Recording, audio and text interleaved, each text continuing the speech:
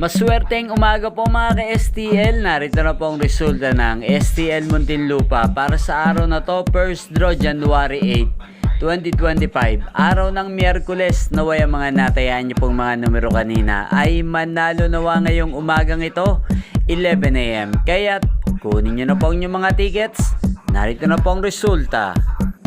Ang mga numerong nanalo sa STL Muntinlupa ngayong umagang ito, January 8, 2025, 11 AM. First draw result, 5 at 12 in exact order.